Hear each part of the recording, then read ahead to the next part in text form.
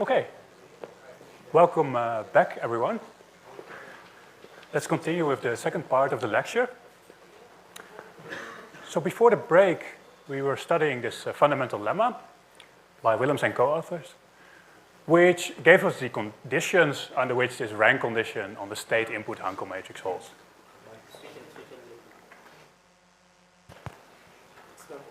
Okay. Is it on now? Maybe I should put it a little bit higher. Is it okay now? Yes? Okay, great. So I want to show you the proof of just item 1 of the fundamental lemma now. So for the proof, I need some notions of controllability. So first I define the reachable subspace as the image of this controllability matrix. And I use a notation between these brackets, A, image B, to denote the image of the controllability matrix. By the common rank condition that we already saw before, it holds that the pair AB is controllable if and only if this reachable subspace is the whole space, so Rn. I also define a notion of A invariant. So let's say that we have a subspace V of Rn. I call that A invariant if A times V is contained in V again. Meaning that if I take any vector from this subspace V, I multiply by A, then the resulting vector is still in the subspace. But there are some facts about this reachable subspace, namely it is A invariant and it contains the image of the matrix B. A invariance you can prove using the Cayley-Hamilton theorem.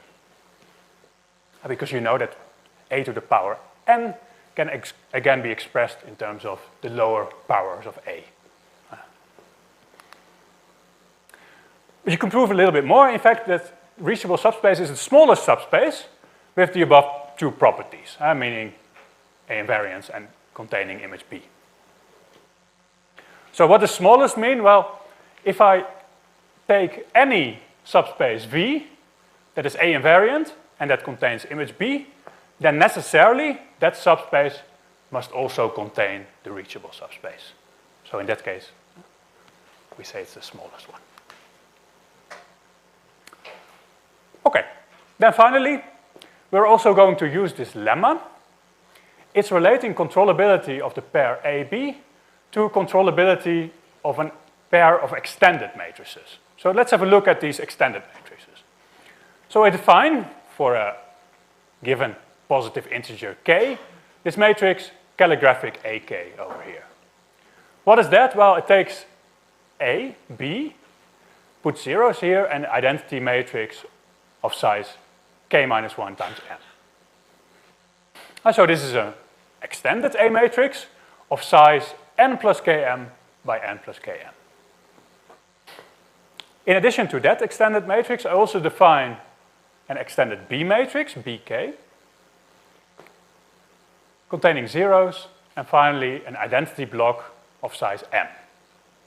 So this is a matrix of size n plus km times n. The statement of the lemma is the following. So AB is controllable if and only if this pair of extended matrices AK, Bk is controllable. You can prove that by looking at the common rank condition of this pair AK, Bk. And that's also something we're going to use in the proof. Okay, now let's go into the proof of the fundamental lemma. The first thing I want to prove is the following claim. So I will use some shorthand notation to denote this Hankel matrix with one row of states and k rows of the inputs. And I call that the matrix Jk. I can define that for k1 up to n plus L. What is the statement of my claim? Well, let's assume that the rank of Jq is less than n plus mq, meaning that the matrix Jq does not have full row rank for some q. Then it turns out that in fact Jk does not have full row rank for all k larger or equal to q, right? So for k, q plus 1 up to n plus l, also jk does not have full row rank, meaning that the rank of jk is less than n plus mk. Now, that's my first claim. Now let's try to prove that. So I'll do it on the board here.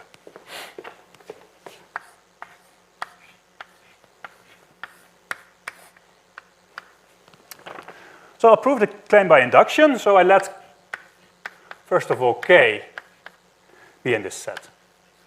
q plus 1 up to n plus l. And I'm going to assume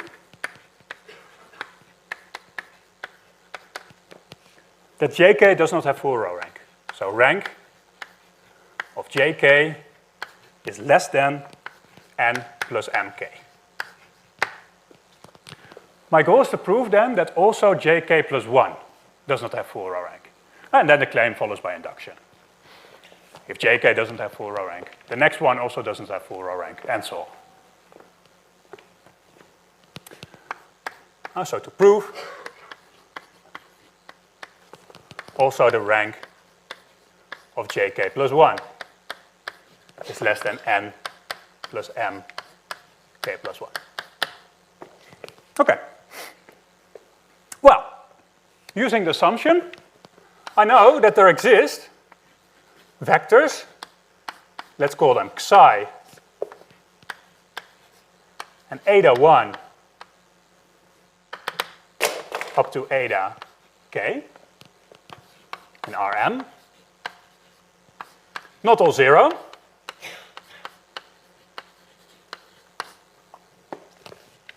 Such that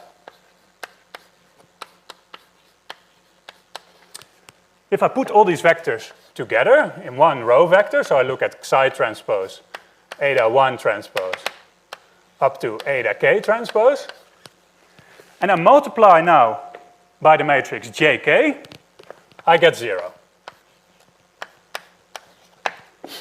Right? Because we assume that jk does not have full row rank, so there must exist some non-trivial linear combination of the rows of this matrix adding up to 0. So these psi and eta1 up to eta k, they're not all equal to 0. Okay, good. Well, what does this imply? Well, remember I want to prove that also jk plus 1 does not have full row rank. So what I'm going to look at now is psi transpose, eta1 transpose, up to eta k transpose, and I put a 0 vector behind that of size 1 times m. This row vector I'm going to multiply with jk plus 1. Well, let's have a look what we get then. Well, this is of course psi transpose, eta1 transpose to eta k transpose, 0 times this matrix jk plus 1. That was this Hankel matrix with one row of states. And k plus 1 rows of inputs.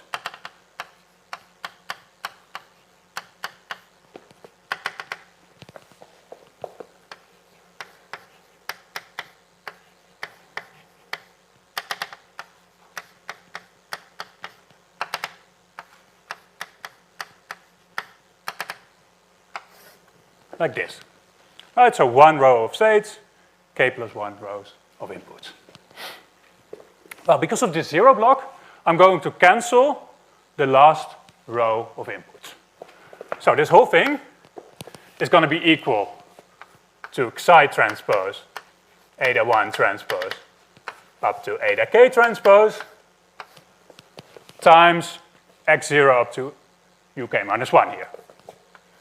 So x0, u0 up to uk minus 1, and then the remaining columns of this matrix.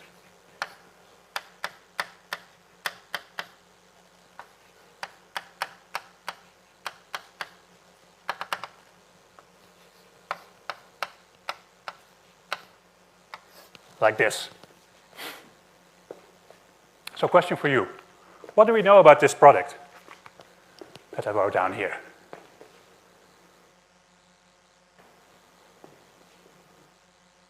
Let's have a look first at this matrix on the right here. So what you see here are all columns of the matrix JK, right? Because we have one row of states now, and exactly k rows of the inputs. In fact, this is just the matrix JK with the last column removed, right? Well, we assumed that this psi eta 1 up to eta k transpose times JK is 0. So also, this must be equal to 0. Again, this is a submatrix of JK. That's the point. So that means that indeed, we have found a non-zero element in the left kernel of this matrix JK plus 1, which implies that indeed the rank of JK plus 1 is less than n plus k plus 1 times m. And that proves then the claim by induction. So, the point is that using this claim, we conclude the following.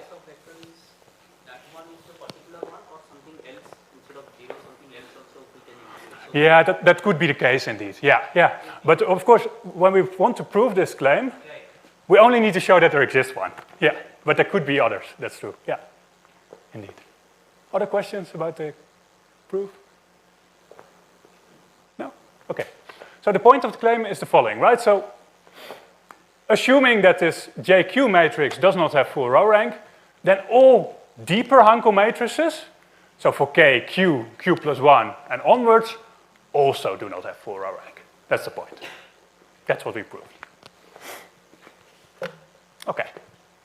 Well, let's make some space for the next part of the discussion then.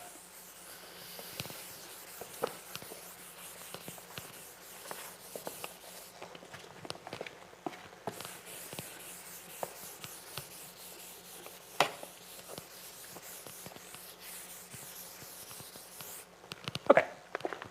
Next. Now we want to prove item 1 using this claim.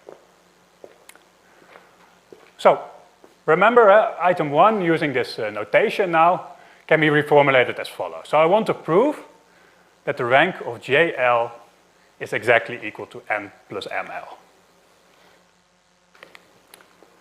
I'm going to prove that by contradiction, so let's assume that that is not the case. I suppose that the rank of JL is in fact not equal to n plus ml, and then of course it must be less than n plus ml.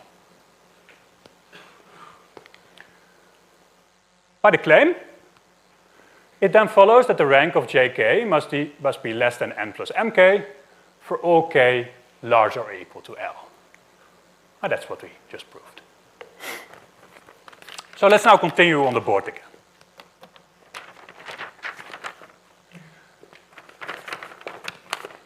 So, we have the following situation. The rank of JL, we suppose that was less than n plus ml.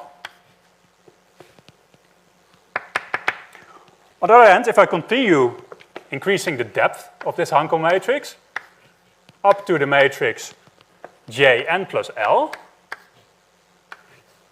then the rank of that matrix Jn plus L must be larger or equal to n plus L times m. Can you see why that is the case? So why is it the case that the matrix Jn plus L must have rank larger or equal to n plus L times m?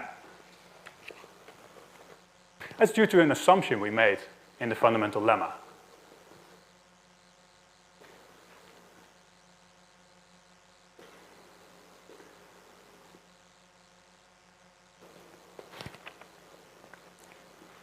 particular, because we assume that the input U is persistently exciting of order n plus L, the input Hankel matrix must already have rank larger than n plus L times m. Meaning if I put the row of states on top of that, of course also the matrix J n plus L must have rank larger or equal to n plus L times m. And so this last inequality, it follows from the assumption of persistency of excitation. That's the point. Okay, but now let's have a look. So by increasing this depth like this, you see that we obtain a certain rank difference here. Right, so there's a rank difference.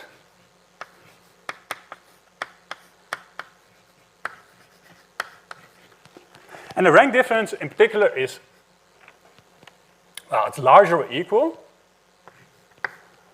to m minus 1 times n plus 1.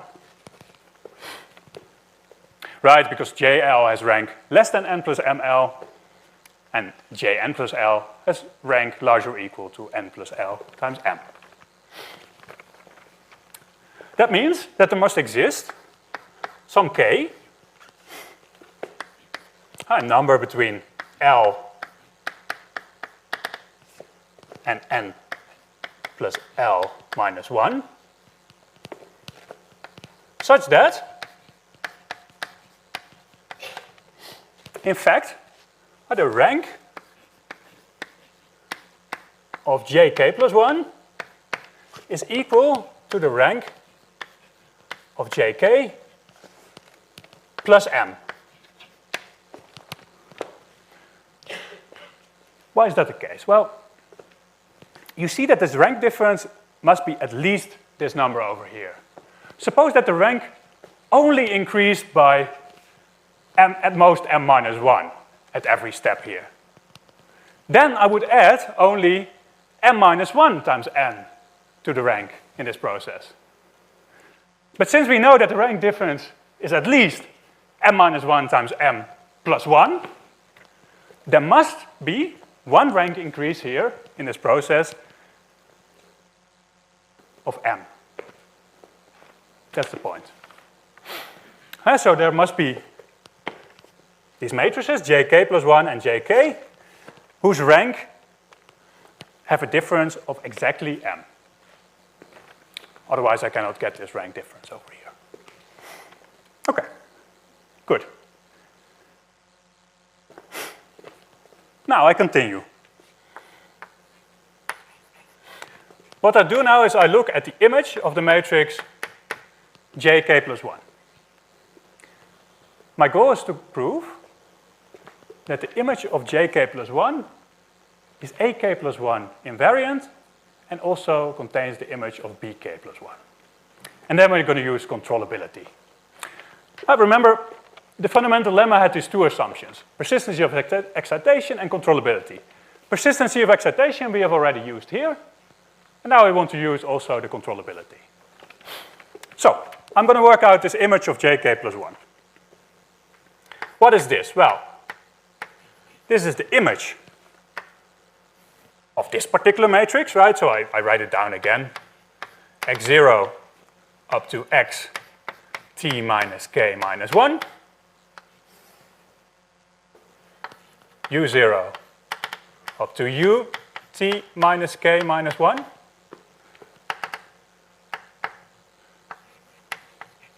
Up to u k minus 1, uk. And we complete this up to ut minus 1, ut minus 2. Like this. So this is the matrix jk plus 1. Okay. Maybe I can use a different color here. Because if you look now at the submatrix of this matrix, in particular the one over here, so I exclude the last part, so the last m rows of this matrix, then these are all columns of jk.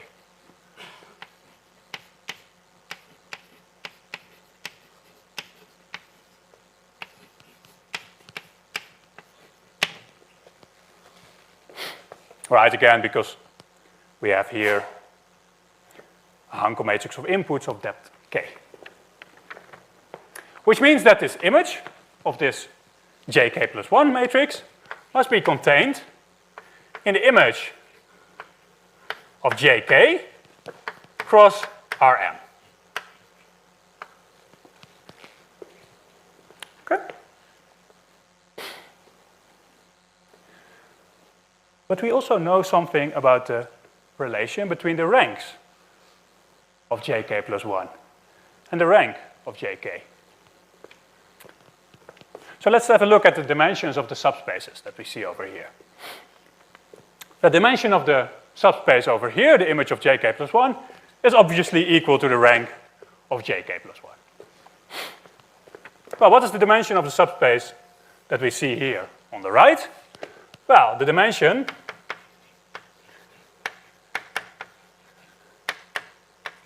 is just the rank of jk plus the dimension of Rn, which is m. By the formula that we had over here, the dimension of this subspace must thus be equal to the rank of jk plus 1. Meaning that we have one subspace contained in another subspace. They have the same dimension, so they must be equal, in fact. So this implies, in fact, that the image of jk plus 1 must be equal to the image of jk Cartesian product Rm. Very nice. Okay, good. Now I continue. I'm going to work out now the product calligraphic ak plus 1 times jk plus 1. Like this. So what was this again? Well, the ak plus 1 was this extended A matrix. So AB, zeros, 0, 0, identity Km, 0, 0, 0.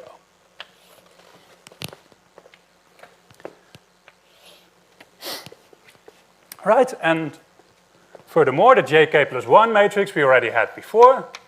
So this was x0, u0, up to uk minus 1, uk,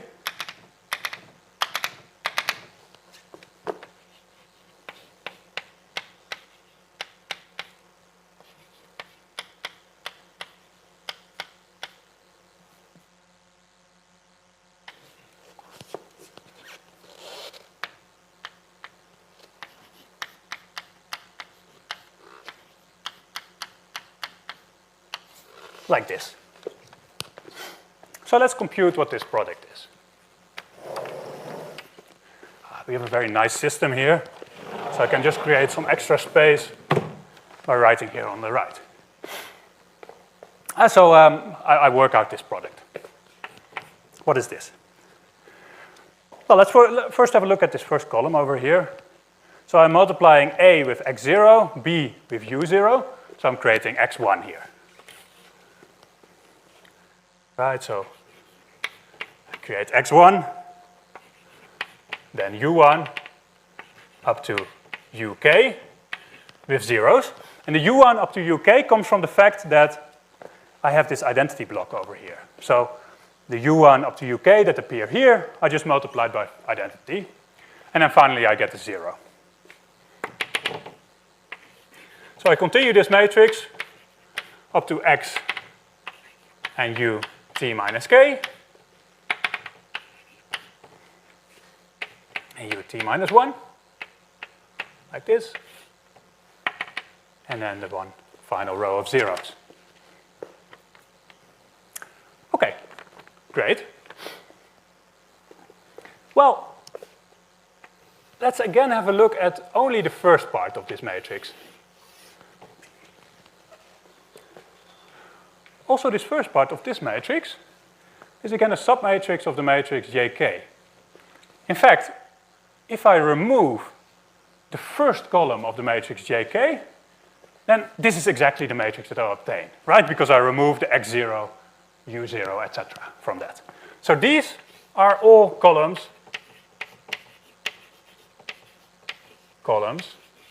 of JK.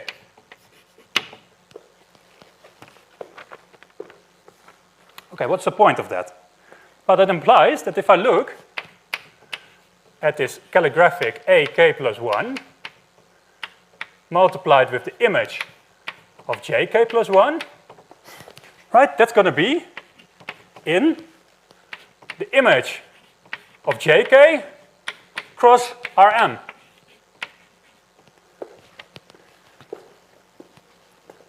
Yeah, but we knew already something about the image of JK cross Rm, right? Because that was the image of JK plus 1. Great. So this is the image of JK plus 1.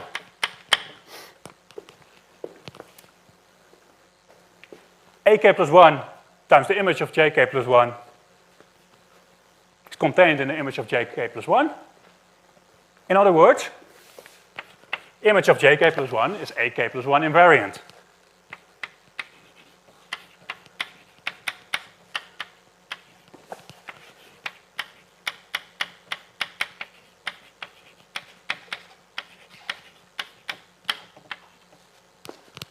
Fantastic.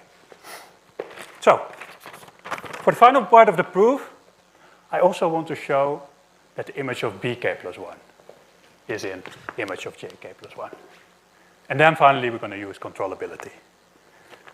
So let me first write down what BK plus 1 was again. Since BK plus 1 was equal to this matrix, so 0, 0, identity of size m,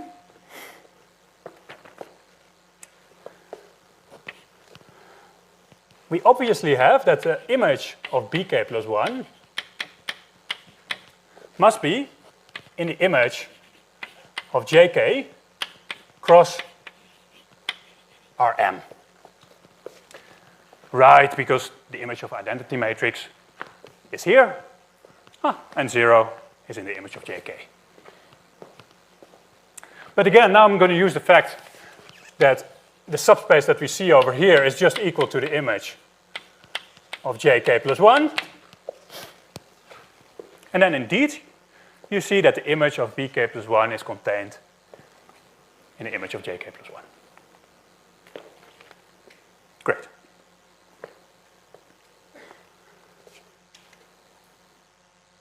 Okay.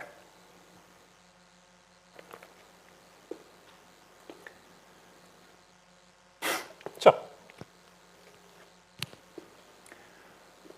this means that the image of JK plus 1 is an AK plus 1 invariant subspace containing the image of BK plus 1. But the reachable subspace of the pair AK plus 1, BK plus 1 is the smallest A invariant subspace, AK plus 1 invariant subspace containing the image of BK plus 1. So this also implies that the reachable subspace of the pair AK plus 1, BK plus 1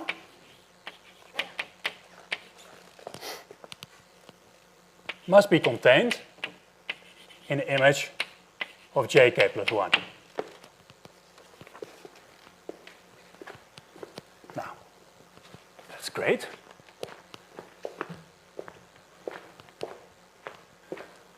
I just need a little bit more space.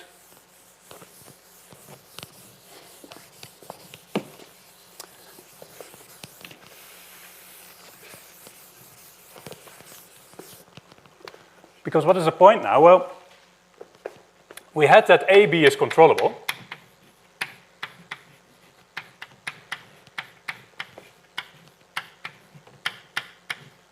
And by the lemma on the slide, that also implied that the pair AK plus 1, BK plus 1 is controllable.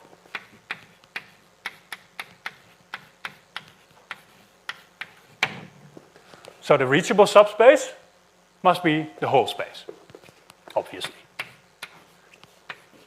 Right, so AK plus 1, image bk plus 1 is the full space, namely Rn plus m times k plus 1.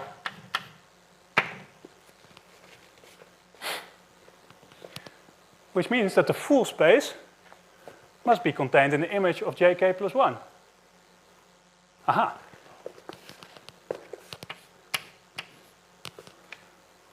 That must imply then that the image of jk plus 1 is the full space.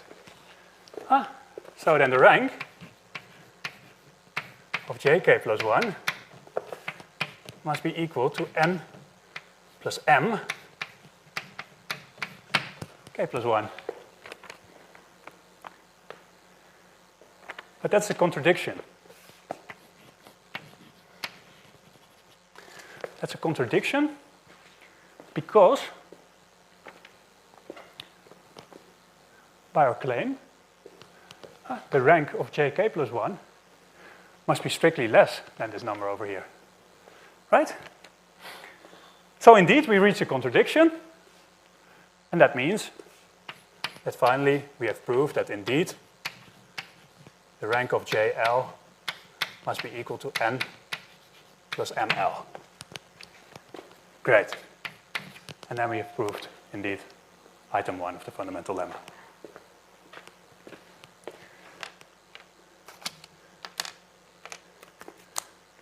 Okay. Before we continue, are there any questions about this proof? Yes?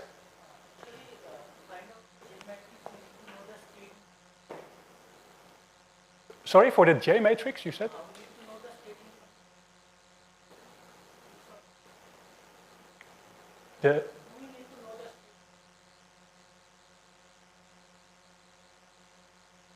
Okay, so in this proof, I'm reasoning with the state of the system. But let's say in practice, you don't need to know that state. Right? I'm just trying to prove that indeed this rank condition holds. But in practice, you would apply something like subspace identification and you could identify actually the row space of a state sequence. Does that answer the question, or? Otherwise, we can also discuss offline. Other questions? No? Okay, let's yeah. Is there a reason why we use the depth 1 matrix for the anchor matrix for the state and depth k for the? Yes, there is a very good reason for that, why we do that. The reason is that for the depth 1 Hanko matrix of the state and this depth k Hanko matrix of the inputs, there's a very nice relation with the depth k Hanko matrix of both the inputs and the outputs. So you need to work with the depth 1 Hanko matrix of states. Yeah.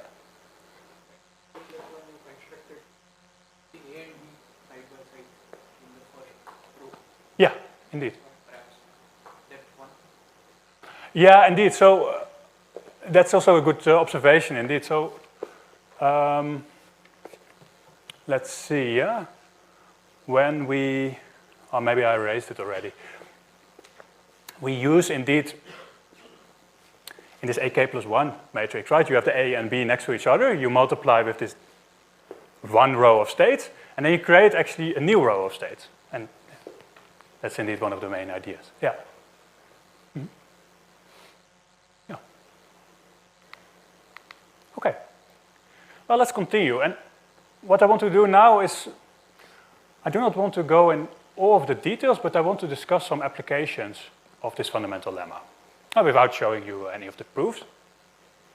First, starting with this paper by Ivan Markovsky and Paolo Rapizarda. So they studied the data-driven tracking problem that I want to explain next. So the problem is as follows. Let's suppose that we have two integers, L_ini and Lr, both positive, and let's define L to be the sum of those. We're considering a positive semi-definite matrix, Q, which is going to be the weight matrix in our tracking problem. We'll also have access to the data, similar as before, and now an initial trajectory of the system. So U bar, Y bar on the time interval 0, L ini minus 1. I will come back to why that initial trajectory is important in a second. Finally, I also have a reference signal on the time interval L ini to L minus 1. And the goal is to use the data to come up with a control algorithm that tracks this reference trajectory. So we'd like the inputs and the outputs of our system to track this trajectory. In particular, how we want to do that is we want to find a trajectory of the system in such a way that we minimize this cost function over here. So essentially this cost function is measuring the difference between the trajectory of the system, u bar, y bar, and the given reference trajectory. And so we want to minimize that cost function, of course subject to the constraint that we have a valid trajectory of our linear system. So subject to the constraint that u bar, y bar is in the restricted behavior of the system. That's the goal. So let's have a look at the picture just to make this a bit more clear. So here I just plot only the outputs. You can have a similar plot for the inputs. So the outputs are already given on this initial trajectory from 0 to L ini minus 1. And then in the future, so from L ini up to L minus 1, we have a given reference trajectory, z. And then when I want to find the y bar trajectory in blue, that closely tracks that reference trajectory. And similarly for the inputs of the system. That's the goal. Now, you may have a question like, okay, why do I include this initial trajectory? Of course, you could also leave it out and just focus on an input-output trajectory on only this interval. This problem is a little bit more general if you include an initial trajectory, and essentially it is to fix the initial conditions of your system. And so here we only work with input-output data, so we cannot simply specify like x0 must be something, right? But if you choose this L ini sufficiently large, in particular larger than the leg of the system, then you can fix the initial condition of your system by choosing a suitable initial trajectory. So that's why it's included. Okay, so how do we solve this data-driven tracking problem? Well, again, we construct a Hankel matrix of the input and the output, and similar to the subspace identification story, we partition that Hankel matrix in UP, UF, YP, and YF. In this case, the UP has L ini block rows, and the UF has LR block rows. So L ini and LR do not have to be the same like we had in the subspace identification. So it's a bit more general. Okay, now what's the point? This is actually the main idea of this data-driven tracking. Because of the assumptions of the fundamental lemma, so let's assume that AB is controllable and the input is persistently exciting, like we had before, we can replace our constraint, namely that the U bar, Y bar is in the restricted behavior, by a constraint like this. So the U bar, Y bar trajectory must be in the image of the data Hankel matrix, right? So it must be the data Hankel matrix times some vector G. And the idea is to formulate this data-driven tracking problem now as an optimization over this vector G. That's the goal. Now, in particular, what one can show, again, not showing all the details, but if you define this extended Q matrix, Q tilde, which I did here on the slide using what's known as a Kronecker product. So we have the Kronecker product of identity with Q11, and so on. Then you can reformulate this data-driven tracking problem as this constrained least squares problem. So you minimize the cost function over this unknown vector G now. The cost function depends only on the Q, so the weight matrix in your tracking problem, the data matrices, UF, YF, and the reference trajectory, VZ. And the constraint also only depends on the data and the initial trajectory that is given. So the point is that using the fundamental lemma, you can very nicely incorporate this constraint that this trajectory u bar y bar must be a restricted trajectory of the system. Now, this constraint least squares problem you can solve using standard methods, so that is not complicated at all. For instance, you could introduce Lagrange multipliers and solve a system of linear equations to solve that.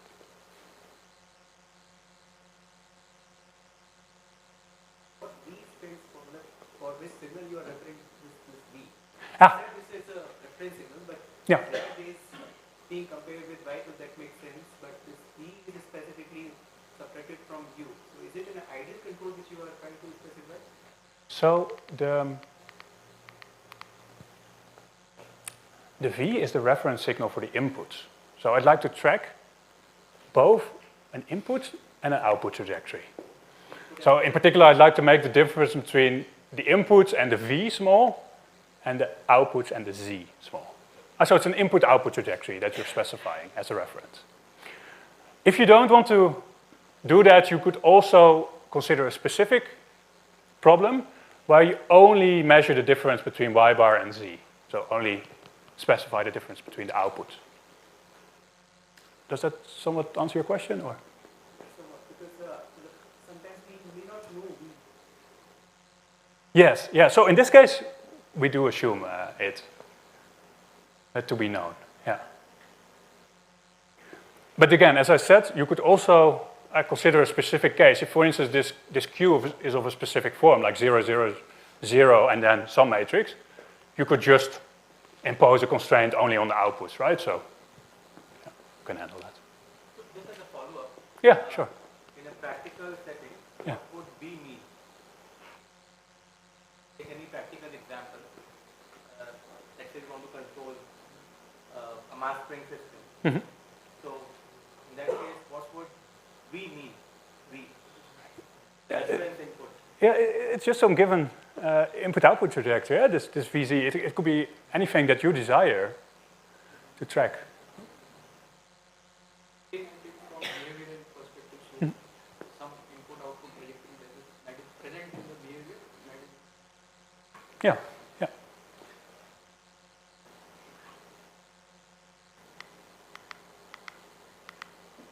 Okay. Well, that was a paper by Markovsky and Rapizarda. Actually, that was used in a follow-up paper that came much later in 2019 in a predictive control setting. So the idea is to solve a receding horizon control problem, where at every time step you repeat to solve this finite horizon tracking problem.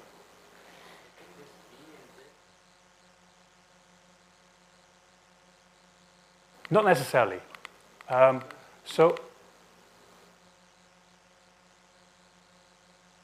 The point is that, of course, yeah.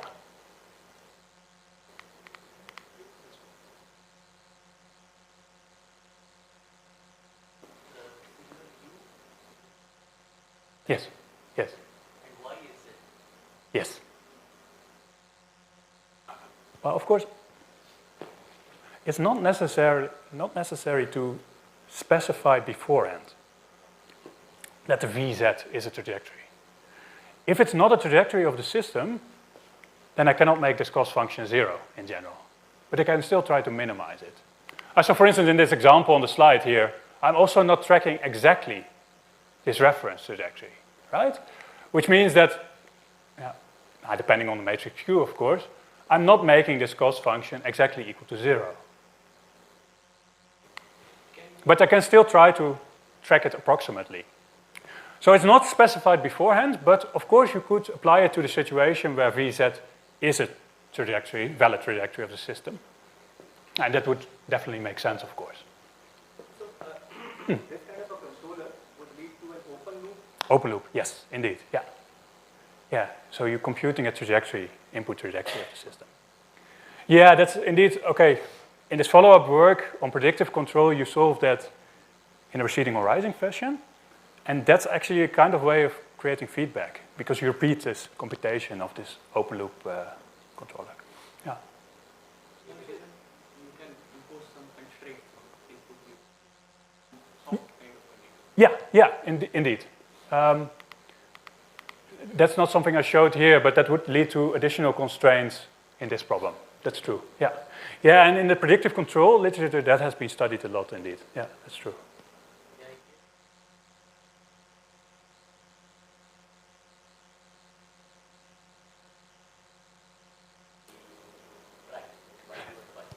Exactly, yeah. So of course, indeed, if you choose them very wildly, then the tracking may be very bad indeed. Yeah. Yeah. So indeed, it makes sense also to choose them as trajectories of the system. Yeah.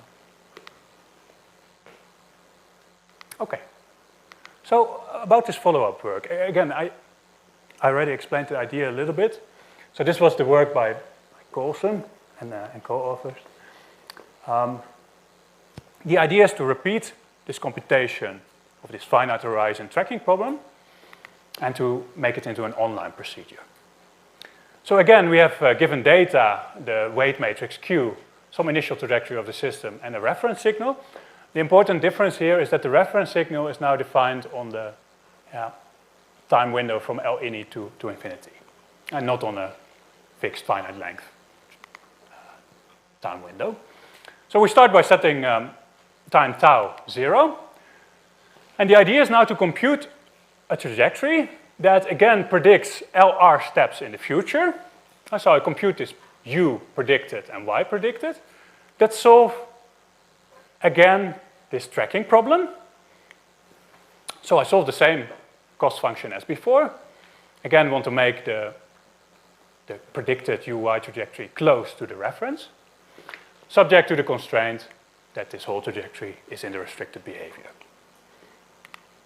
The idea is then to only apply one step of the input that I just computed, right? Because here I compute the whole sequence of inputs on this time window.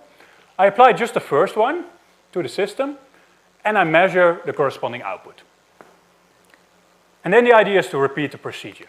So I set tau to be tau plus 1, and I again go to step 2. So again, I compute this finite horizon tracking problem, and I repeat the process.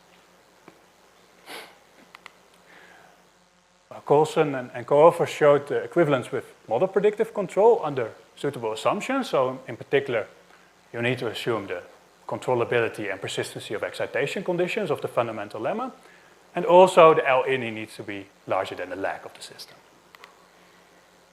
Well, as was mentioned already before, indeed it's possible to include also constraints on the inputs and the outputs of the system. And there are also regularization methods to deal with noisy data. And finally, there's some follow-up work by Julian Berberich, who studied stability analysis of these data-driven predictive control schemes under some terminal constraints. Okay. So then, after the data-enabled predictive control, we continue with another application of the fundamental lemma. This was by Claudio de Pezes and Pietro Tesi in a paper from 2020 on formulas for data-driven control. And they established actually a kind of data-based closed-loop parameterization. In their paper, they mainly focus on input-output data. Sorry, on input-state data, so not input-output. So we have just the input-state dynamics, xt plus 1 is ax plus bu. And for now, we consider the case of input-state data. So I use a shorthand notation. X denotes the Hankel matrix of depth 1, so just one row of states. And U minus denotes the Hankel matrix of depth 1 of the inputs. We also define shifted versions of the state data. So X plus denotes the Hankel matrix of depth 1 of the states, starting from time 1, so I exclude the X at time 0. And X minus starts at time 0 and goes to t minus 1. Note that by defining these shifted state matrices, we of course have the following relation, that the shifted states starting at time 1 are A, B times X minus U minus, the states and inputs at the previous time. right? Well, what follows from the fundamental lemma is the following. So if we assume that AB is controllable and U is persistently exciting of order n plus 1, so we take the L in the fundamental lemma to be 1 here, then the rank of the input state Hankel matrix, where I just have one row of inputs, right? So capital L is 1, is full. It's n plus m in this case. That's a direct corollary of the fundamental lemma. So what Claudio and Pietro then did was the following. So they argued in the following ways. Well, since this matrix then has full row rank, for any feedback controller, U is kx, there must exist some matrix G that satisfies this system of linear equations. And so I can write identity over k as x minus over U minus times this G. And the idea is now to see this G as the design variable instead of the k. So in particular, they use that to obtain this database representation of the closed loop system. So under this control law, if I plug that in to the system, right, I get xt plus 1 is a plus bk times x. I write that as ab times I over k times x of t. But since I over k is related to the data in this matrix G, I can plug that in over here. And you see that indeed then xt plus 1 is x plus times G times xt. And this is what they call a database representation of the closed loop system, because the closed loop system matrix in this case is just x plus times G. So it depends on the data, x plus, and this design parameter G that we can still tune.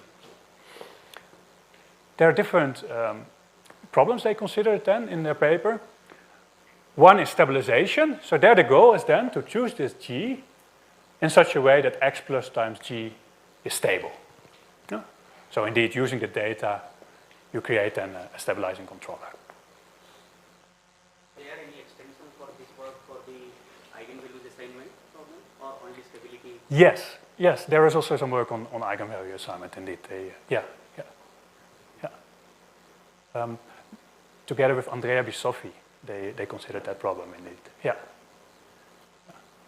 We also have some work on that, for instance, deadbeat control, where you want to make this matrix nilpotent. We'll see that also in the rest of the course, actually. That will be nice. Yeah. Other questions about this? X plus is constructed with a certain length of data. True. Yeah, it is exactly T. Does it get updated as you get more and more data? No. In this approach, it's purely offline. So we collect one batch of data, and then we construct the controller. Yeah. So indeed, that's different from the predictive control, where you could also include the additional data in principle.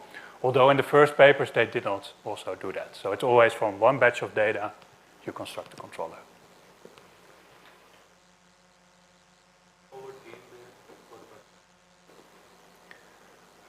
Yeah, okay, so indeed, that's also possible.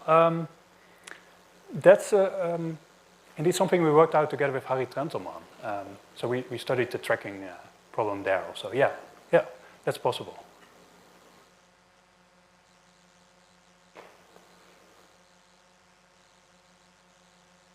Okay. Well, to kind of summarize the lecture of today, what have we seen? Well, starting from the fundamental lemma, always the assumption has been controllability of your system and persistency of excitation of the input. And we've seen that we can do, under these assumptions, many things, right? We can do subspace identification, so we identify A, B, C, and D, up to the similarity transformation. We can do data-driven tracking directly from data. An extension of that was data-enabled predictive control. And finally, we also saw this paper on closed-loop parameterization. But this is all under the assumption that the input is persistently exciting, which also puts this quite conservative lower bound on the number of data samples that you need. Right? So you need a fairly large data set to have inputs that are persistently exciting. So interesting question is the following. Can we find controllers even in situations where the input does not satisfy that persistency of excitation condition? That would be very interesting. And yeah, maybe you're very critical students, of course. I started out my story this morning by saying that we want to do direct data-driven control, avoiding subspace identification or some other means of identifying the system. But for the methods that we've seen today, you could ask a very critical question like, yeah, couldn't I just first identify a system and then do just model-based tracking, for instance, right? And under these conditions of PE, the answer is yes, you could do that.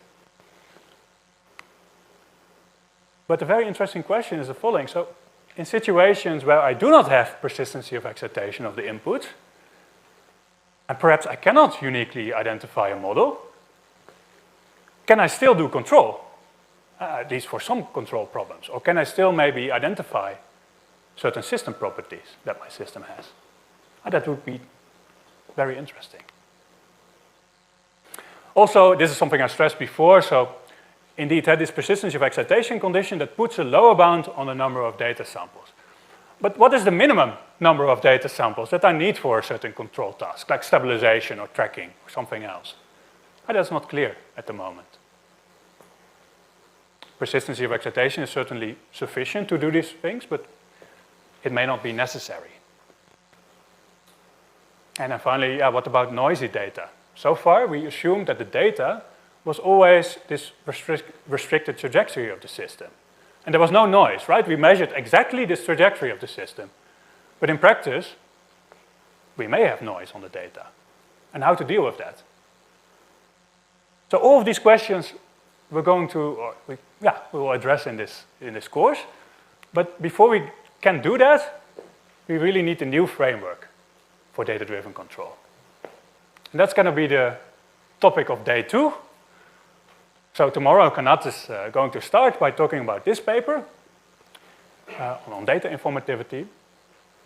And he will introduce this new framework to study data-driven analysis and control problems.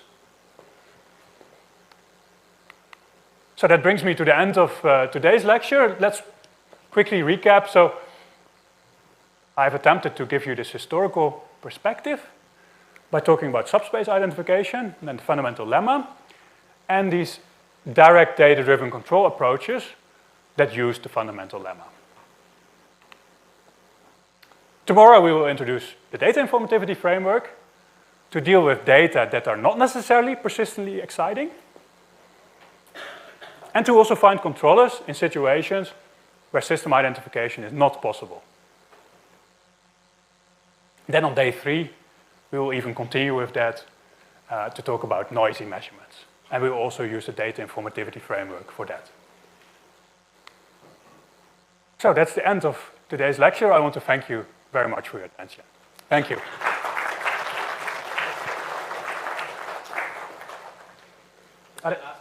Yeah, of course. So in many places we are computing the rank of Hankel matrix and all these places. Indeed. So and based on each rank, we are taking some decision that what will be the system order and all these things. So how sensitive is it numerically when we are computing the rank? And the decision that we are making on this system point of view. So numerically, you would always compute a rank using singular value decomposition. So you make a singular value decomposition of your data, Hankel matrix, and then there's a certain threshold, right? So you need to decide, I don't know, your threshold is 10 to the minus 12 or something. All of the singular values which are larger than that, you count, and then you decide that this is a rank. Of course, these computations are indeed sensitive to noise. In the sense that if I have an additive perturbation to u and y, very often what happens is that the rank is already going to be the maximal rank, right? So all of the things that I've talked about today, I would say are mainly focused on a noise-free data case. So in the noisy case, we really need different approaches to ensure robustness against the noise. And yeah, there are certain tools that we can use for that, like matrix S lemma, and we'll talk about that on day 3. Indeed, it's a good question. So it's indeed true that these ranks are sensitive to noise. So if you have noise, then the rank is going to change, indeed. Yeah. Is there any merit in studying extension to continuous time? Yeah, definitely. There are several extensions. In fact, together with Paulo Rapisada, we also extended the fundamental lemma to continuous time systems. Yeah. And also, the underlying assumption so far has been linearity and time invariance. True. So, can we relax the assumption? Yeah, there are also certain works that work with classes of nonlinear systems. Typically, the assumption there is that you have some linear combination of known basis functions. So you assume the nonlinear basis functions, you just don't know what kind of linear combination creates the vector field of your unknown system. And there have been extensions to, for instance, classes of polynomial systems. Luret systems have also been studied. So there indeed have been some extensions. I do think, though, that in general theory, for general nonlinear systems is not there. So it's for classes of nonlinear systems. Yeah, that indeed. In the paper on quadratic matrix inequalities, we also study that, indeed. You have some sector bound on your nonlinearity, and then you can find controllers that are absolutely stabilizing. Yeah. Thanks. Majority of the work, I think we needed to know at least the order of the system. In this case, no. So we need to know something about the order of the system. So for instance, in the subspace identification, right? We assumed this upper bound on the state space dimension. Data-driven control and the predictive control. The application which you shared, you can also work with this upper bound. The difference is that then you don't need persistency of excitation of little n plus L, but capital N plus L. So you can extend these data-driven control methods to this upper bound. Yeah. The point is that if you have persistency of excitation of order capital N plus L, you also have it for little n plus L. So in fact, you can work with this upper bound. We have the data for a system whose order is at least known to us. Mm-hmm. Say U and Y pairs are known. Can't we simply use the least square method in order to estimate the, say, difference equation or differential equation?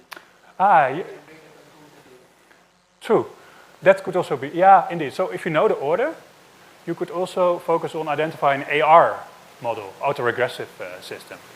Or, in behavioral theory, this is called kernel representation of your system. That would be an alternative approach to the subspace identification, indeed. Indeed, the idea of subspace identification is to identify a state space model, but there are, of course, other representations of your system. That's true, yeah.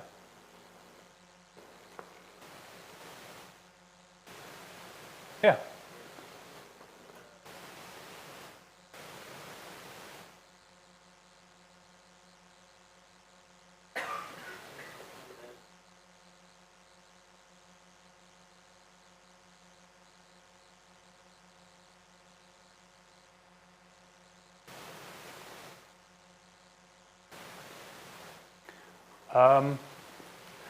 But the point is that you want to identify the true system up to this similarity transformation. And there you do actually use observability. Well, okay, so I also did not go through the proof of this subspace identification. So the point is actually that there's a relation between the state input Hanko matrix and the input output Hanko matrix. And to say something about the rank of the input output Hanko matrix, you do actually use observability. Yeah, because the observability matrix appears in that relation. Yeah. No, sure. No, it's good. Yeah. Yeah. So indeed.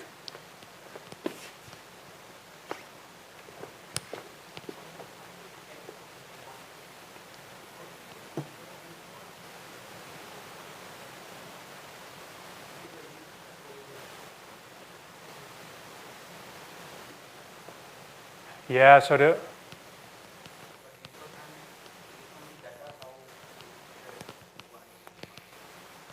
point is, indeed, if you don't have observability, then there exists some lower order state space system. So then also you cannot identify n, really. Yeah? That's another point indeed to look at. Yeah. Yeah. So as for this relation between the input-output Hankel matrix and the input-state Hankel matrix, so one relation you can prove is that. So if I just look at the vector of output,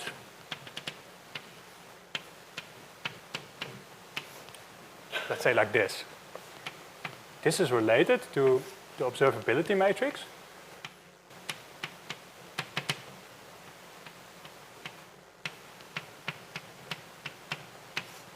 Times the initial state of your system,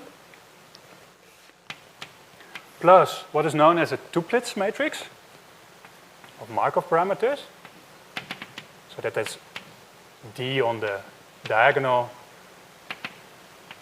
CB up to C to the power L minus 2B, like this, and zeros above the diagonal,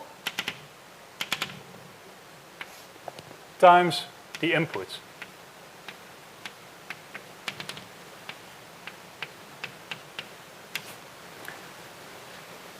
If you want to do that for a Hankel matrix, you just put multiple columns here, and then a similar relation holds not with x0 but with x1 and so on.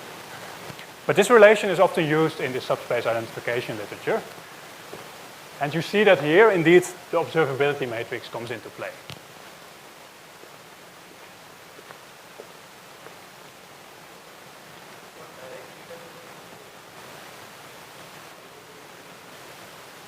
No, you don't need it. No, indeed. It's because you want to track an input-output trajectory of the system. So indeed, you don't need observability. Yeah, good question. That condition might have been imposed in the rank conditions of Hankel matrix. That conditions might map to some rank condition in the computation.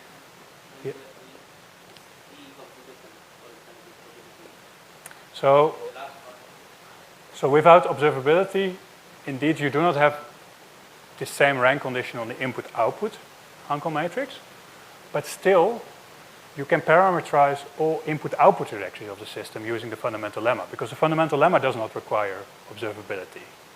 And these direct data-driven control methods, they directly use that parameterization of the fundamental lemma. So also there, you don't need observability.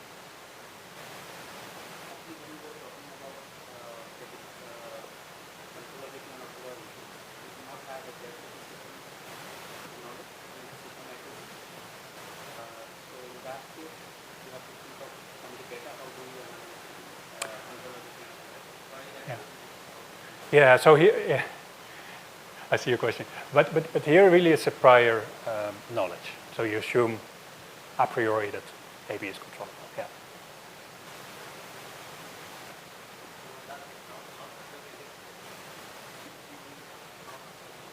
Yeah. Indeed, it's going to use this relation also, indeed, yeah.